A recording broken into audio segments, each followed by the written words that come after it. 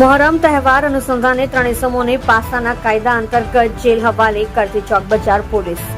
Police commissioner Shri Anupamsinh Gehlot સાહેબ તથા સંયુક્ત પોલીસ કમિશનર શ્રી સેક્ટર 1 તથા નાયબ પોલીસ કમિશનર શ્રી ઝોન 3 તથા મદદનીશ police commissioner Shri E division Surat નાઓએ મોહરમનો તહેવાર અનુસંધાને શરીર સંબંધી ગુના કરવાની ટેવવાળા ઇસમો ગુનો કરતા અટકાય અને ગુના ઉપર અંકુશ રહે તે સારું શરીર સંબંધી તેમજ મિલકત સંબંધી ગુનાઓમાં પકડાયેલ ઇસમો વિરુદ્ધ પાસા દરખાસ્ત કરવા સૂચના કરેલ હોય જે સૂચના અને માર્ગદર્શન આધારે police inspector Shri V V Vagadiya સાહેબ ચોક બજાર પોલીસ સ્ટેશન સુરત શહેરનાઓને માર્ગદર્શન હેઠળ સર્વેલન્સ સ્ટાફનો assistant head constable Sanjaysinh Karshanbhai નાઓને શરીર સંબંધિત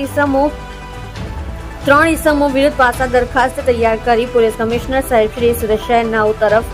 મોકલી આપેલ જે તમામ પાસા દરખાસ્ત પોલીસ કમિશનર સાહેબ શ્રી નાઓ દ્વારા મંજૂરી કરી પાસા હુકમ કરતા કુલ 3 માથાભારે તેમજ ભયજનક ઇસમોને પાસા હુકમની બજવણી કરી 2 ઇસમોને અમદાવાદ જેલ તેમજ એક ઇસમને રાજકોટ જેલ ખાતે મોકલી આપી પ્રશંસનીય કામગીરી કરેલ છે.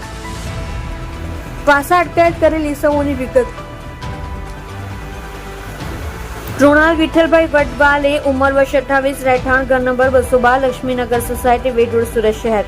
વીરપ્પન સુભાષભાઈ રાજભર ઉંમર વર્ષ 20, રહેઠાણ ઘર નંબર 207, રહેમતનગર સોસાયટી, વેડ રોડ, સુરત શહેર. ચેતન ઉર્ફે બટકો દિગંબરભાઈ નિગોટ ઉંમર વર્ષ 24, રહેઠાણ ઘર નંબર 150, વિજયનગર સોસાયટી, વિભાગ 2, વેડ રોડ, સુરત શહેર તથા પ્લોટ નંબર 73, ઉદયનગર સોસાયટી, વેડ રોડ, સુરત શહેર. આપ જોઈ રહ્યા છો સોમવાર ટાઈમ ન્યૂઝ ચેનલ બ્યુરો.